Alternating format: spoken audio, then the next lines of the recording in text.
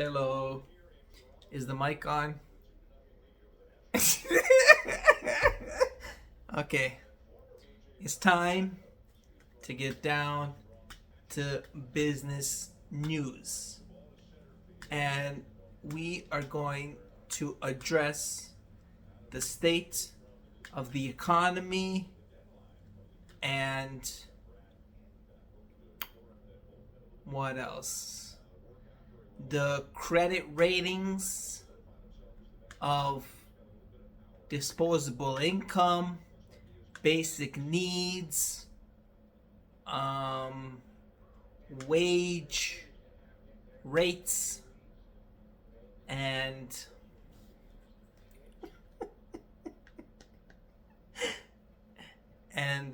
that's about it. And then we will make a glorified US of A. Yeah.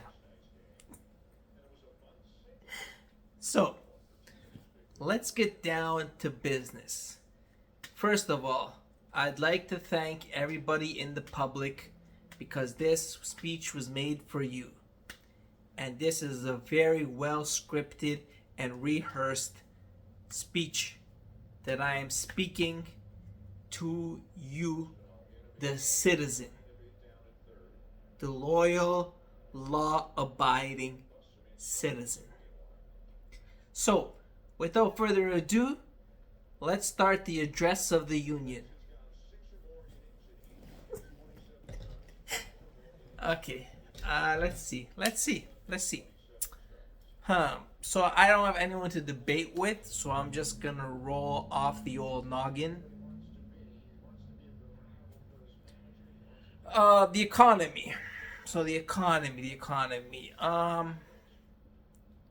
Right now, uh, prices are high and wages are low. That's all there is to it. I mean, is there really anything else we can say with our frame of mind about a struggling economy? Yes, you can argue about the supply and demand and inflation and taxes, but in the end, it all comes down to prices of goods, to some extent, availability of goods, and where you get your money from. You need a salary if it's legal. So,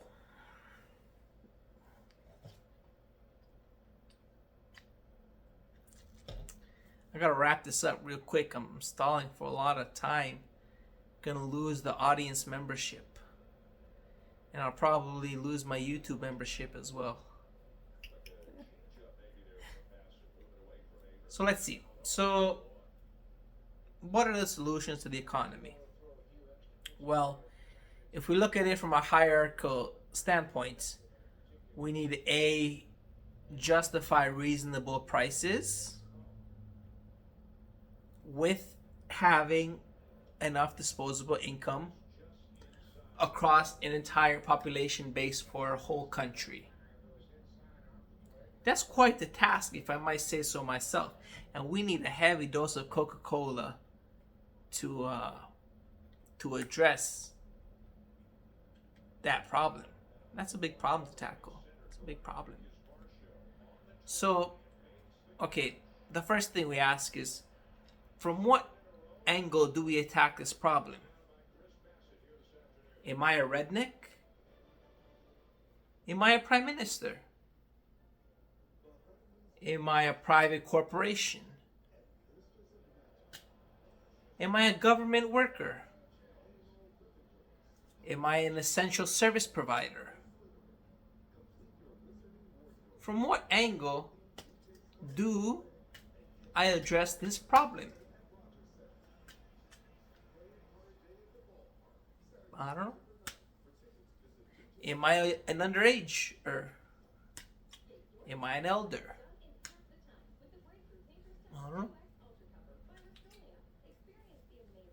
I don't know. Uh, hmm.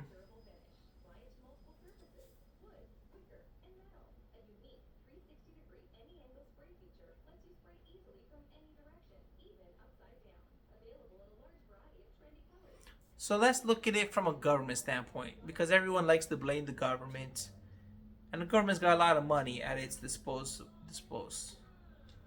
So let's look at it from a government standpoint, and then let's look at it from a citizen standpoint. What can citizens do to rectify the situation? And what is the role of responsible government?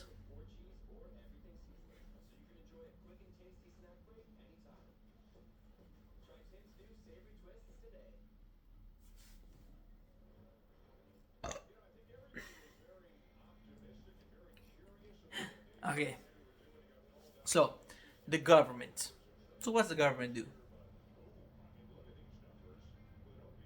Impose laws, foreign relations, cultural values, leadership and speeches, economic policy. Uh huh. Economic policy. I think we should start there. I think we should start there. So we need a good economic policy. Who would have thought?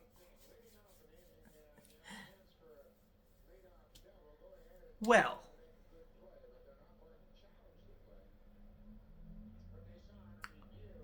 hmm,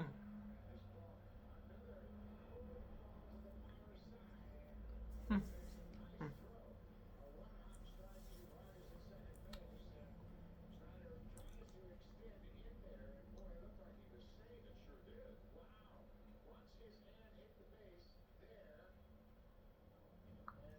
I'm gonna go out and say taxes are not in this consideration of this conversation. No, no, no. Because taxes take from the pool of everyone's savings to provide services for those in need. Sometimes they fund the government projects, but that's not really enough to stimulate the economy. Maybe in times of like recession it is, where you have these aid packages and emergency spending. But for peacetime, healthy, economic cycles, I would say taxes are not a reliable um, avenue for economic policy. We need, something better than just tax policy, because it's simple taxes. You have a budget, how much you're gonna, the tax rate, and then where they go to. It's really simple. Your disabilities, healthcare, education, housing, infrastructure, emergency services, emergency responses, relief packages, whatever. So you're gonna figure it out. You're gonna figure it out. Everybody has some way of figuring out taxes. So what else can we do other than foreign policy or uh,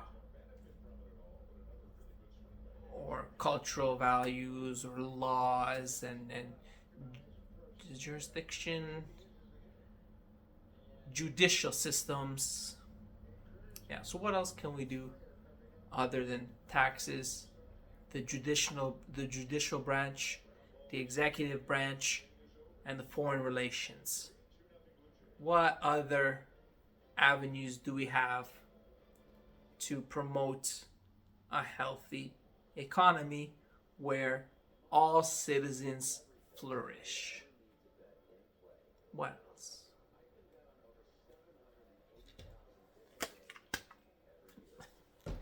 What else? Hmm. Let's think about it. Let's take a minute, everybody. Get out the pens and papers, and let's do some brainstorming.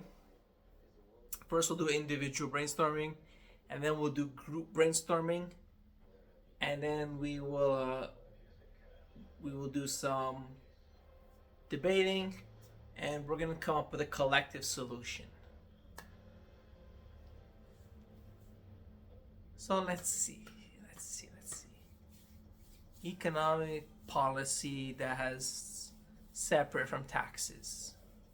Yeah. Let's see. So, what can we work with at our disposal? We have supply and demand, which governs the free market. So we have supply and demand in a free market capitalistic society.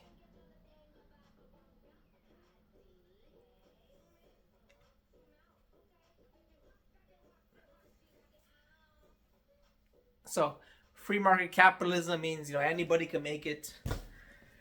You set the price what you want to be, as long as you're gonna be your own downfall if you can't compete competitively with competitors who are also have the freedom to make any product they want and provide quality.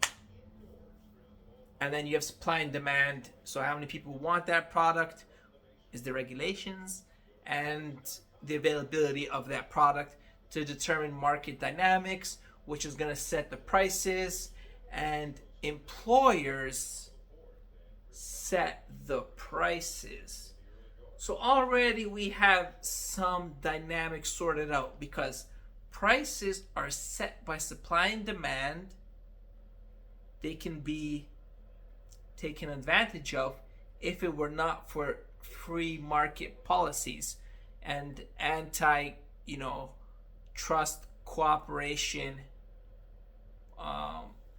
illegal violations where it limits competition or whatever. So prices are determined by the free market system and supply and demand.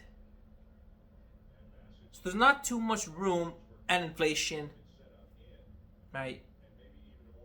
That's about it.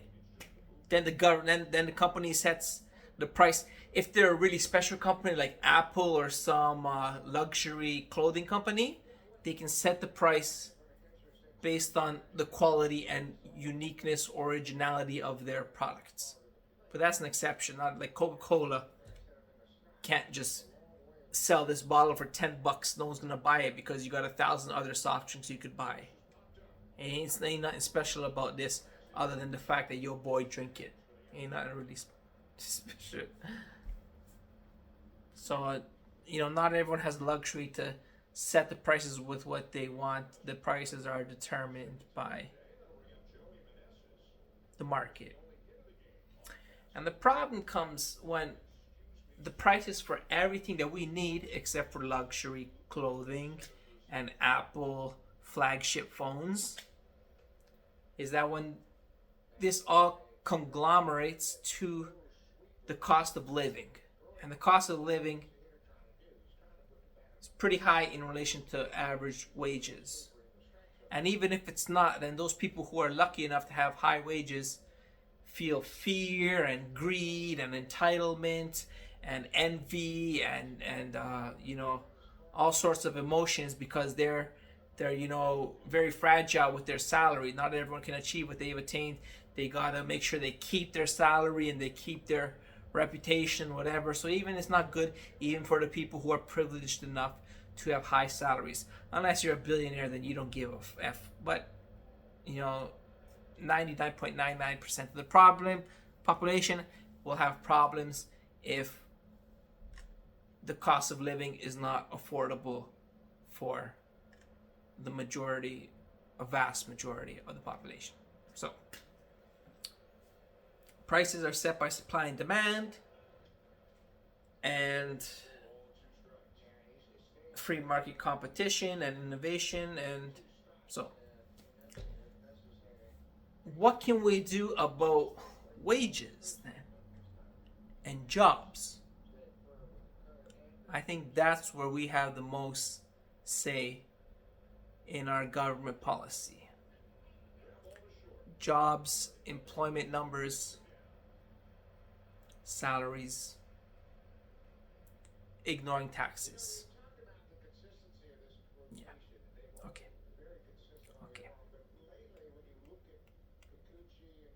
So once again, we're gonna break into our groups.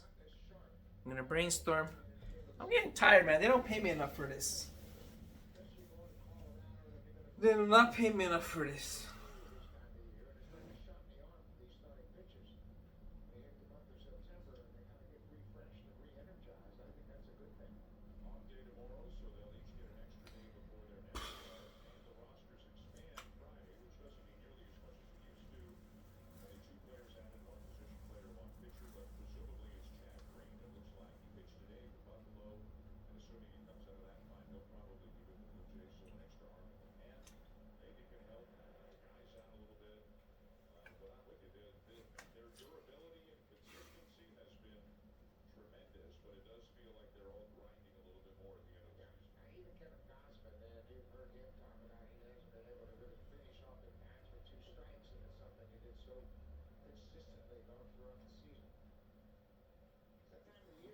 Okay, we need to fix the United States.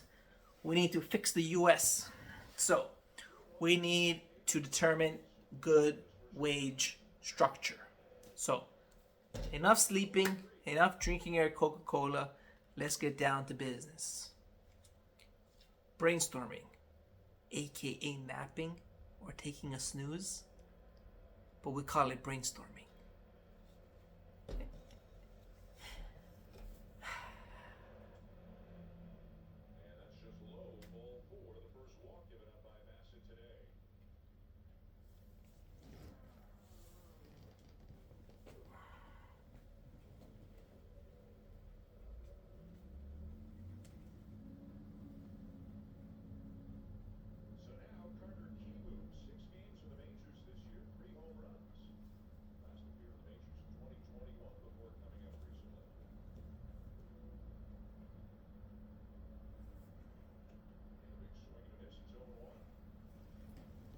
Beep beep, beep beep, beep beep, beep beep, beep beep, beep beep, beep. Okay, brainstorm.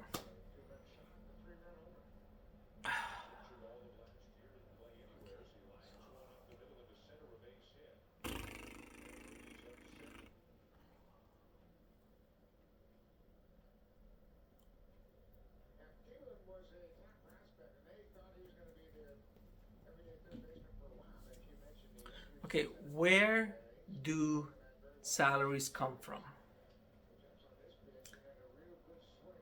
They come from jobs. Okay. And right now in our society, you have an employer and sub hierarchical levels of employees.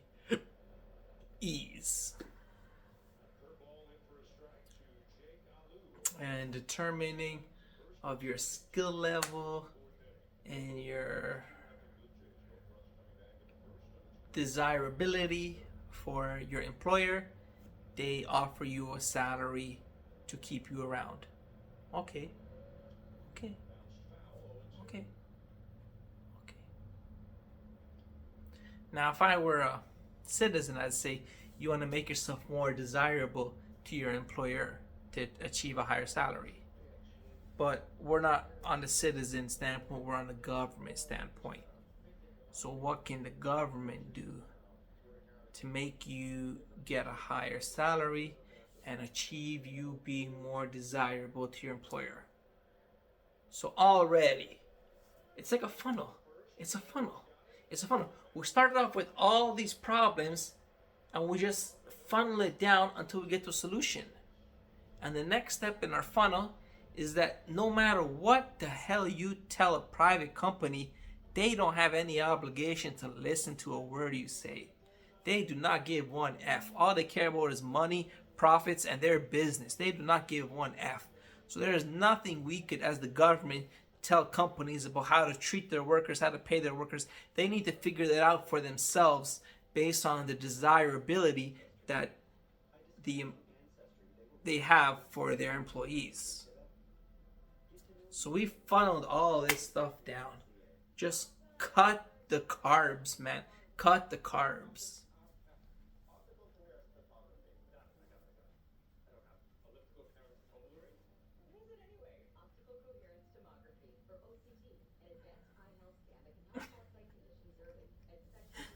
So We gotta set the wages. I'm not gonna do a summary. Just as you're doing my video, go back, rewind, and write down the points for yourself. I'm just trying to get to a conclusion, and then we'll reiterate that conclusion once we reach it, and we will reach it because we do. We always do. We reach it, boy. We the United States, so we reach it. So we cannot. Oh shit. Ugh.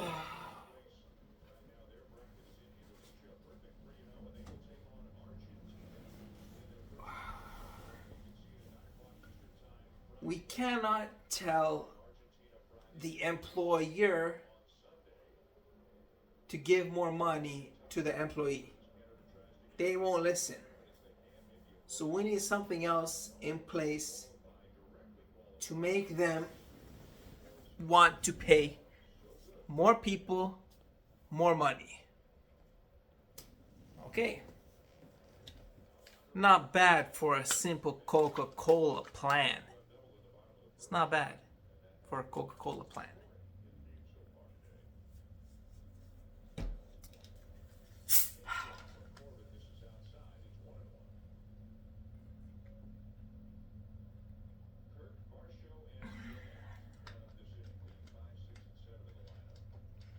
Okay.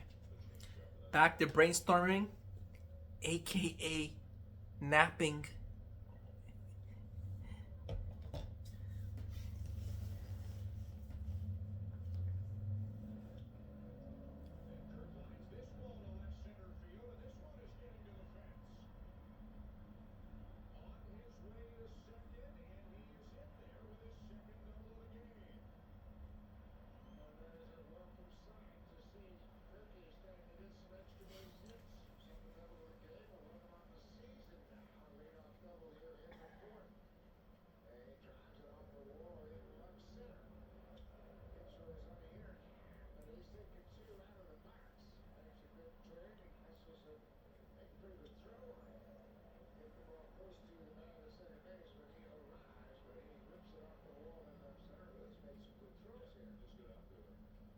So one thing they could do is offer you more training and education and opportunities. I think opportunities is the most important one because it offers the greatest plethora of things we can offer: education, skills, and then other opportunities. So education and skills, that comes from the education system and the training programs and the government incentives, and also family traditional values to get youth to pursue an education, to pursue skills, and advance their resume. And we're so close. We're so close. We're right there. Other opportunities to make the worker more desirable. We have education, we have skills, incentives to get the youth to pursue these things, to enhance their resumes and experience, and now other opportunities.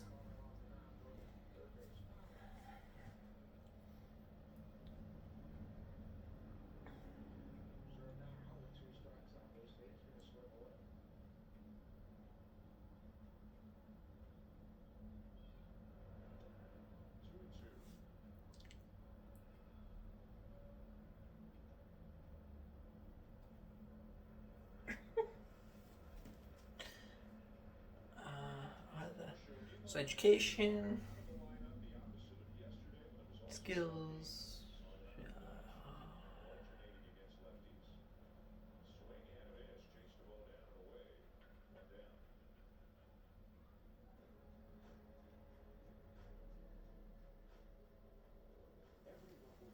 I guess if there was some way to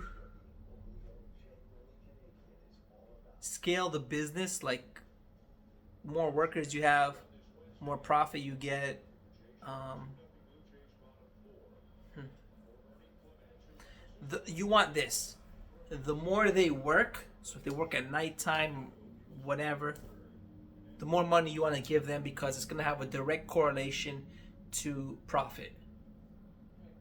So you want work to be valuable. That's what this is about. Work needs to be valuable. Valuable employee producing valuable work. Okay.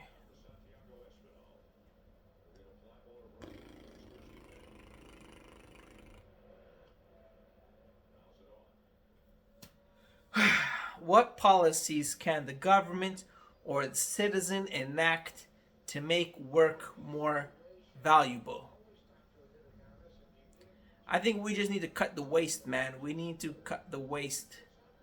We need more machinery, more technology, more AI, and then we need a valuable human being doing valuable work. So,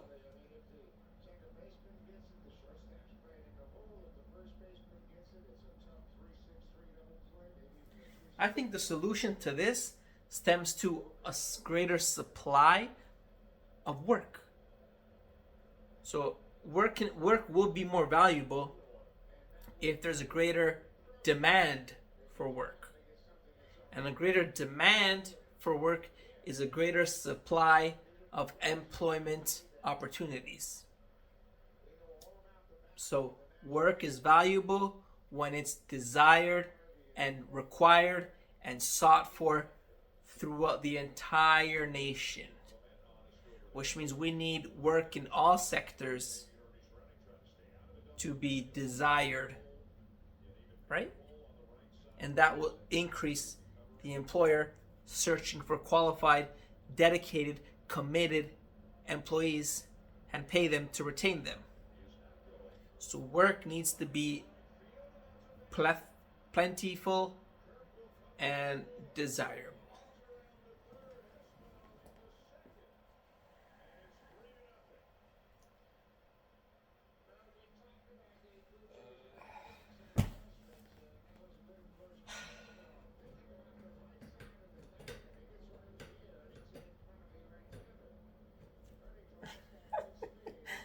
Uh,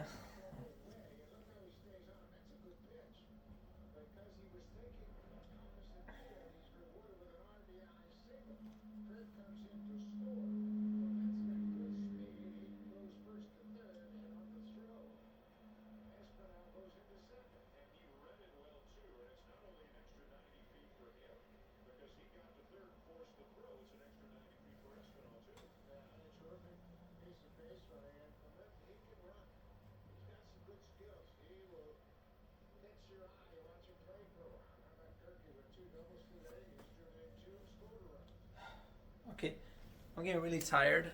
This has been a long press conference, 30 minutes, man. I just worked for 30 minutes in a press conference for the nation, and I need a nap. But let's come to a conclusion. So we've already made it that work needs to be accessible, not only accessible, it needs to be valued. The employees need to be valued, which means there need to be a ton of opportunities. So let's just come to one conclusion and get the F on out of here.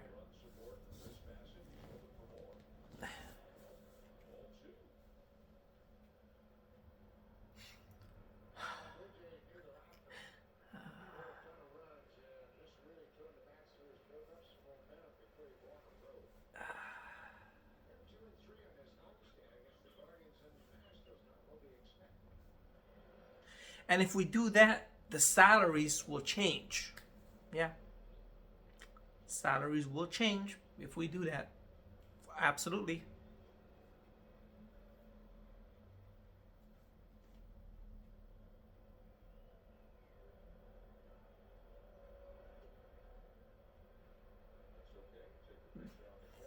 Okay, let me think about it. I still got 10 seconds before this becomes 30 minutes.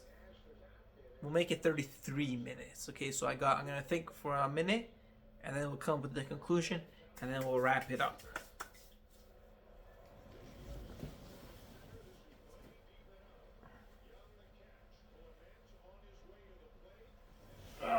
Okay. How do we define what something valuable means? What's valuable? and what is diamonds are valuable, resources are valuable. So let's treat our workers as if they were a valuable resource. Valuable resources are reliable and can be used to achieve a goal. So valuable means it has a purpose. Even if it's just for beauty or aesthetics, it achieves that purpose. So anything valuable achieves a purpose. So we want to make employees achieve a purpose. And now to make them plentiful, we want, what's plentiful? Plentiful means if employers search and dig for it just a little bit, they will find a lot of it. That's what plentiful means. That's like oil. If it's there, you just gotta dig for it.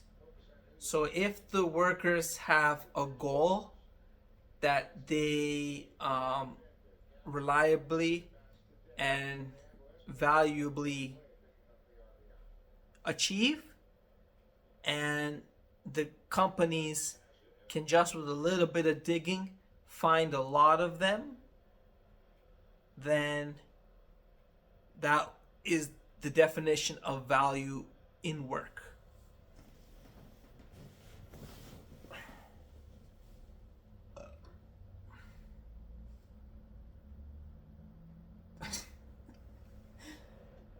So tired.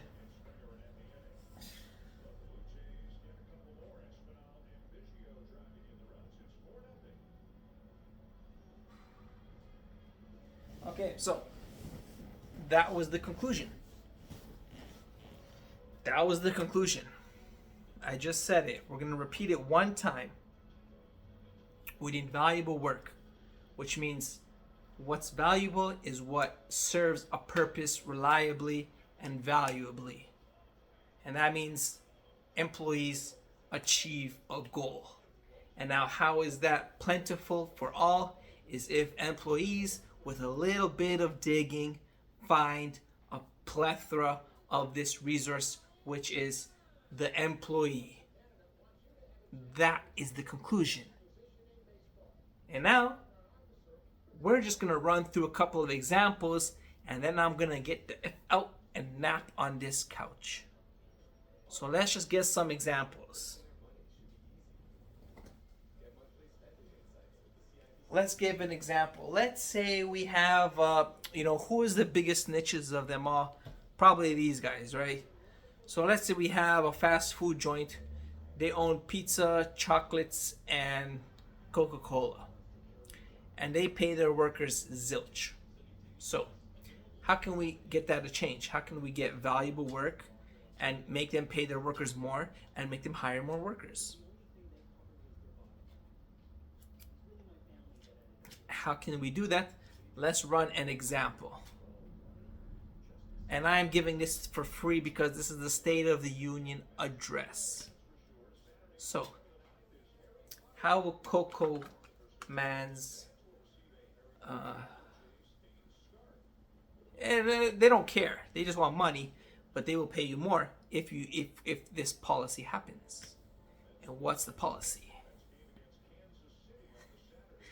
Let's see. Let's think. Just examples.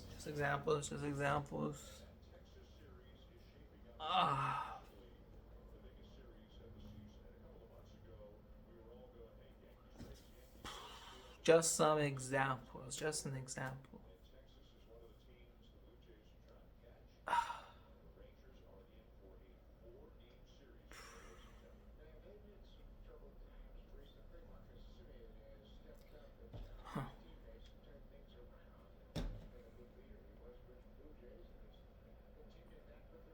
What's the goal of a Coca-Cola worker?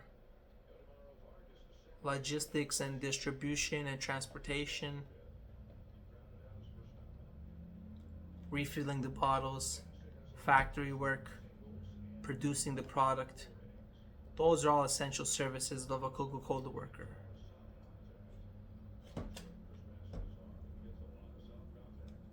Huh.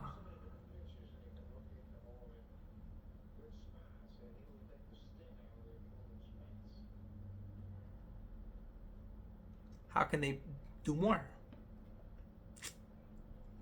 I would say two ways they can do more. There's got to be three ways, but I can only think of two.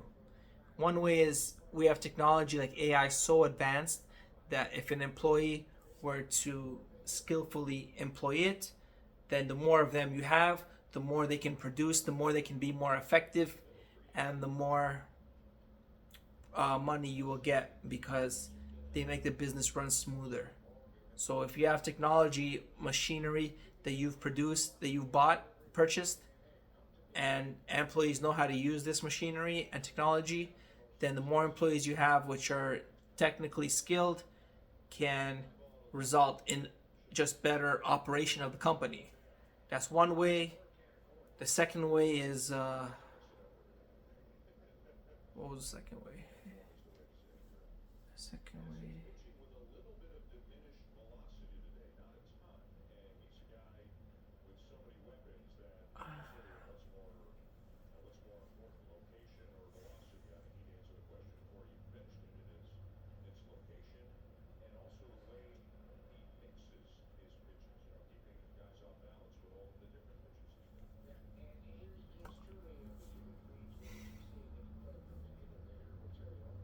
So one way is you have technology and employees will use that technology skillfully to make you more money.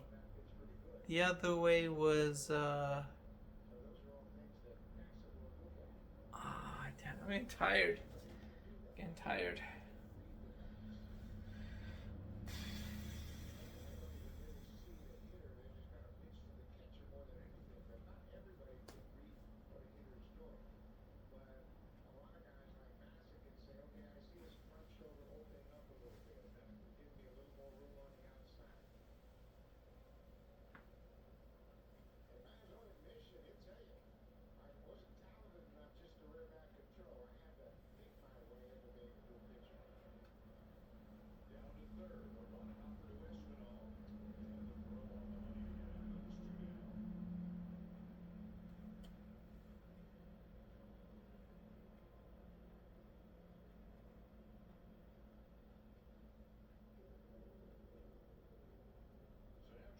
I mean, the other way is they can innovate. They can grow your business by innovating. So they have mini CEO roles. You have a CEO, and then you have a lot of mini CEOs which innovate for you and grow your business like this. Yeah.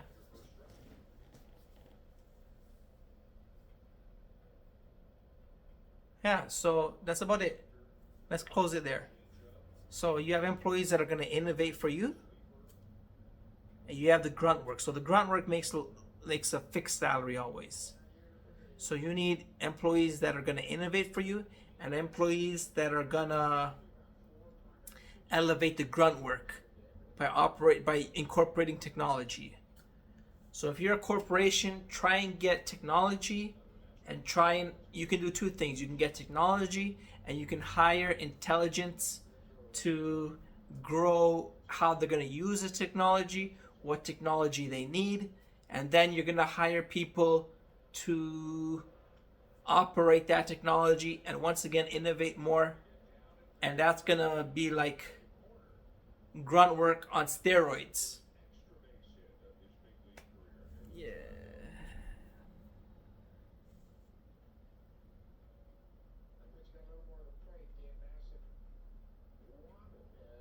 And then you will have more money, and with the kindness of your hearts and the more money you earn, you will be able to pay the grunt work a little more. That's about it, man. So in the end, we need businesses to hire people to innovate. That's about it, man. We just need innovation. Innovation.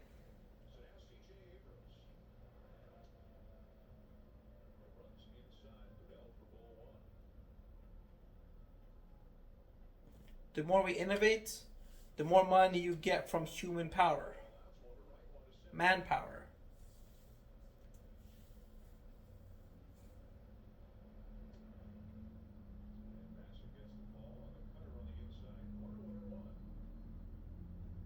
and the less grunt work you have, because grunt work is stupid work. I mean, it's like it's work, but if you only have grunt work and no one's thinking, then you're not growing the business. So we need innovation, manpower, technology, and grunt work.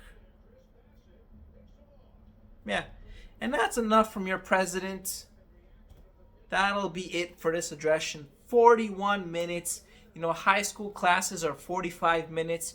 University classes are 50 minutes. So this is right about the region of a presidential class. 41 minutes. Thank you.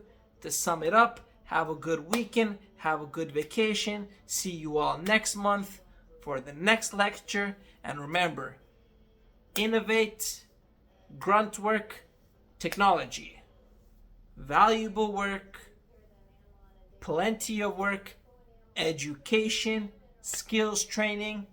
So you got grunts, you got people innovating for your business, and you got technology ready to be distributed into your business. Okay? There you go. Valuable work, valuable employment, successful companies, innovation.